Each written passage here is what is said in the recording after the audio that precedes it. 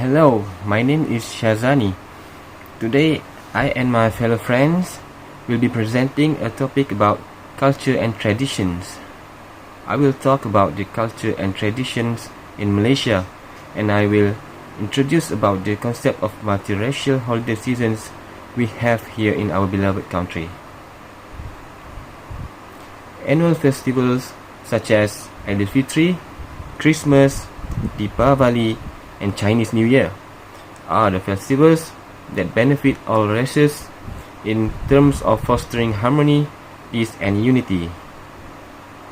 The celebration of the festival, which is celebrated regardless of the racial and religious background in this country, succeeds in building understanding and respect among the diverse communities in this country. It is the key to peace and harmony in a multiracial and multi-religious country, thus becoming the basis for nation building and able to achieve the spirit of unity among multiracial community in Malaysia. Respecting the culture and religion of other ethnicities is a characteristic of a multiracial society, and it is the duty of every citizen to continue to maintain this responsibility through the practice of the 5 principles of Rukun Negara. So that's it. Now this conversation will be passed to Farid for him to talk about his opinion. Thank you. Okay, thanks to Syazani for his presentation. Assalamualaikum and greeting. I am Muhammad Farid Benden and I want to talk about traditional ethnic clothing in Malaysia. For everyone information, in Malaysia, the most numerous races are made up of Malays, Chinese and Indians. There are also other races in Malaysia, including the Kadazan, Bajau in Sabah, while the Dayak and Iban are in Sarawak. Each of this race has a traditional culture and dress code that is influenced by region and can be adapted to the influence and condition of the local community itself. The traditional clothing of Malay men is baju Melayu. Usually, it is accompanied by a type of sarung that is something which attire around the waist. It is also often accompanied by songkok or kopiah.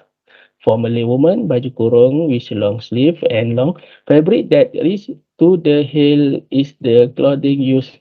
Baju kurung we also wear a hijab to symbolize adherence to the Islamic religion, which obligates its people to cover their private part.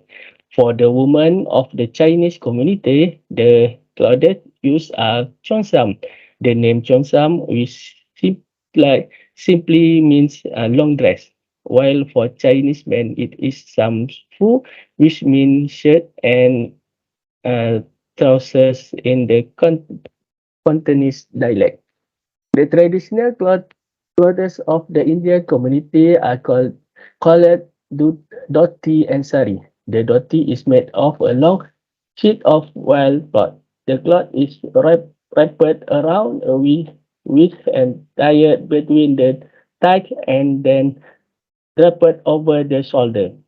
While for the sari, it is a daily wear of Indian society and also during wedding ceremonies for women. The traditional clothes are very popular in Malaysia and they give the impression that Malaysia is made up of various race and ethnic. Next, I hand over the Zamzaini for his presentation season. Okay, thank you. Assalamualaikum and greetings ladies and gentlemen. Thanks to my partner Mr. Farid for his presentation. My name is Zamzaini bin Rosmin, matrix number JK-14216-22. Today I will present about traditional game in Malaysia. I choose traditional games in Malaysia because there are a few traditional games among the Malay community. As an example, batu seremban, congkak, gala panjang, gasing, and guli. as well as that batu seremban involve at least 2 players or more. It is traditionally engaged in with a few small round stones or pebbles. The aim of the game is to collect each batu as they toss one on the air, and they must collect the stone on the ground and then catch the tossed stone, and the winner is determined until there's only one person left survive. Besides that, the other game famous in Malaysia is Gala Panjang. It's a traditional game played on an open space or a court with lines drawn on it. The lines drawn are all depending on the numbers of players playing. Usually, this game is played with 8 people with 4 players on each team. This game is played by both boys and girls. As example, if the numbers of players playing is 8 people, there will be a total of 3 lines drawn. Gala Panjang is a game about speed and efficiency of the players to run past through the defending team. Moreover, Congkak is one of the most famous traditional games in Malaysia, Singapore and Brunei, and some parts of Sumatra and Borneo. Congkak is considered as a game played for girls. Congkak is played with 2 players sitting in front of one another. Basically, that is how this game works. It's all about mental calculation on easy trick to win. This game is that you must mentally calculate your next move in advance, and this will give you an extra advantage to collect points and win the game. In addition, agile hands are also one of the key factors to win this game. That's all my presentation about traditional games, and now I will pass to Mr. Badrul for the next presentation about culture and tradition. Thank you.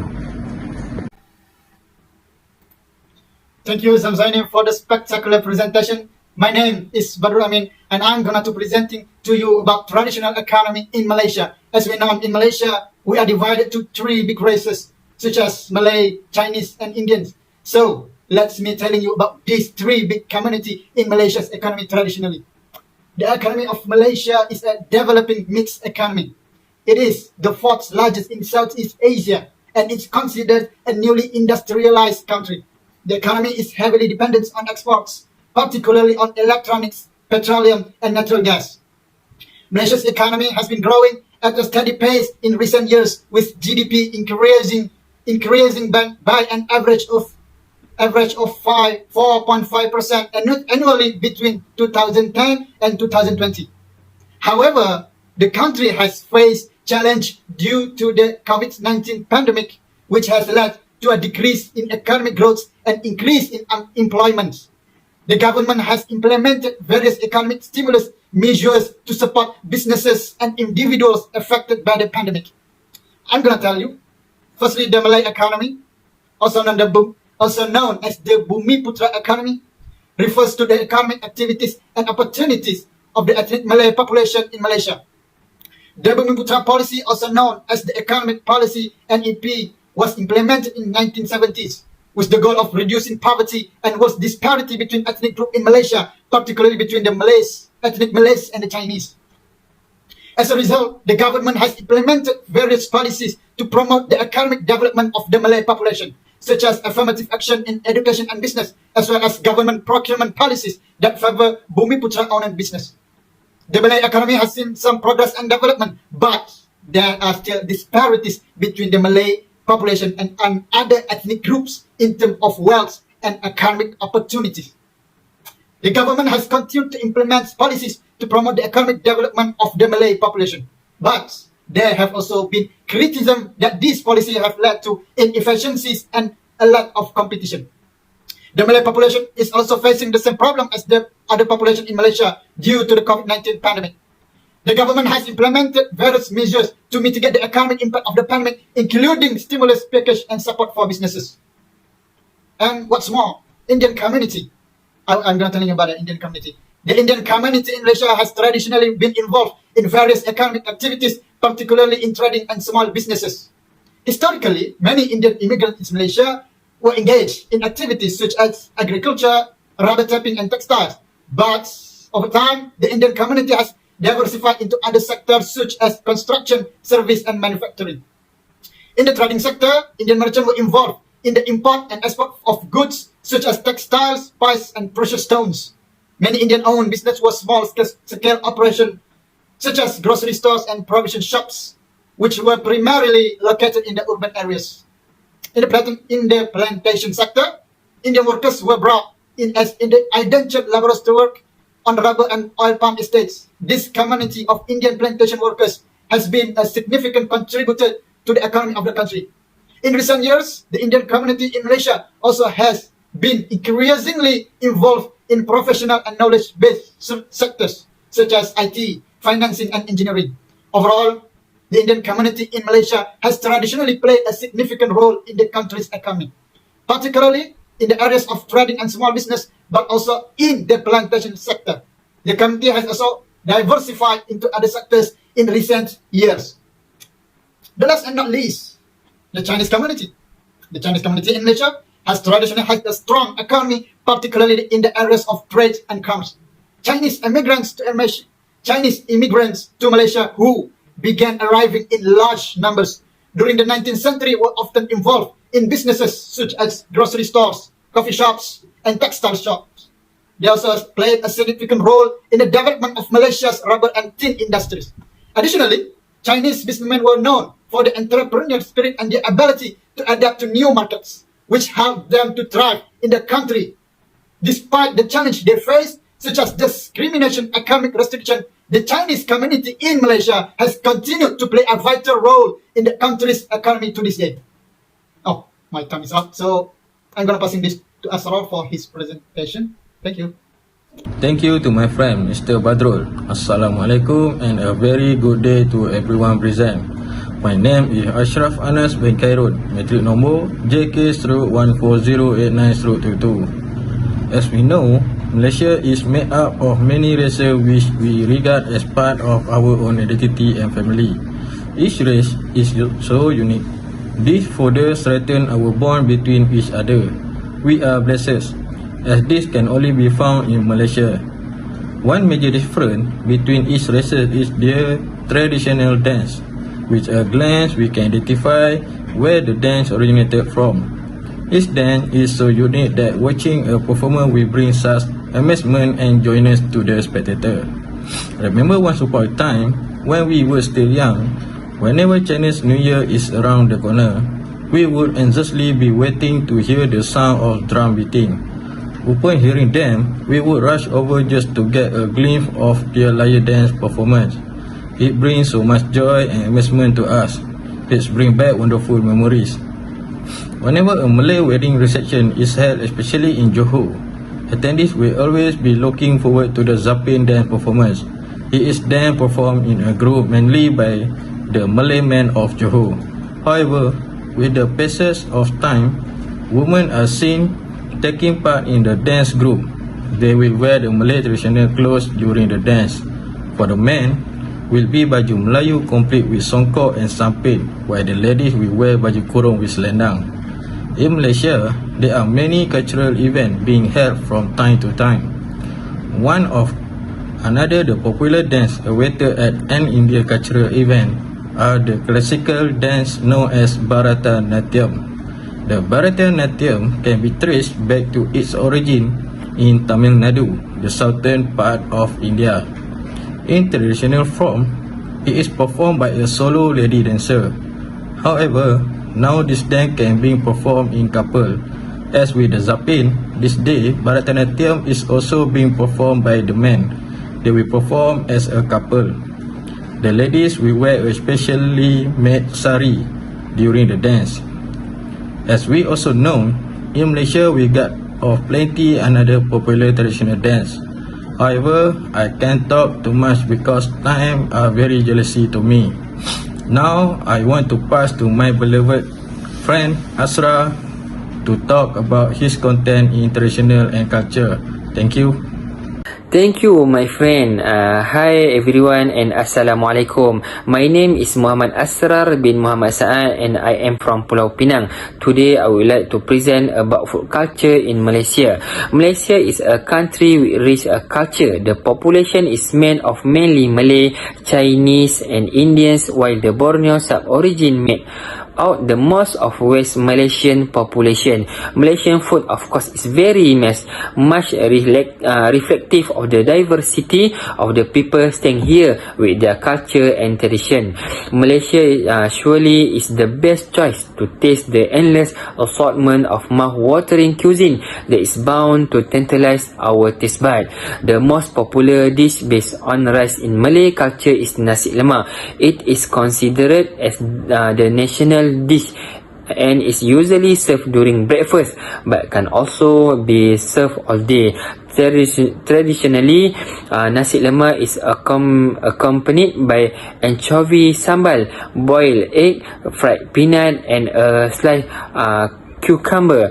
During special occasions such as Hari Raya Aidilfitri, ketupat lemang, beef rendang and serunding are served during this festival.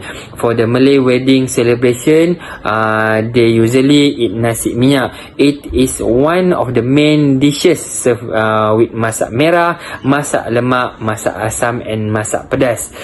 Indian food, on the other hand, has very much integrated Northern Indian and Southern Indian cuisine when they reach Malaysian shore.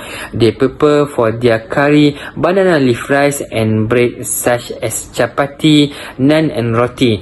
Indians food has also been assimilated with Malay food through their mixed marriage of Indian Malay. The resultant is mamak food, which cannot be found in India itself.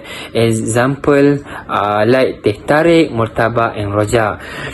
Chinese food, like Indian food, has been assimilated with local cuisine. In China itself, Chinese are divided into many provinces, namely the Cantonese, Hakka, Hokkien, Hainan, Teochew and so forth. In Malaysia, Cantonese food made the most present with its stir-fry and steaming method. Chinese dishes such as dim sum, sweet and sour dishes, char siu, bak kut teh are a few popular dishes. Steamboat or fondue is also widely available in Malaysia.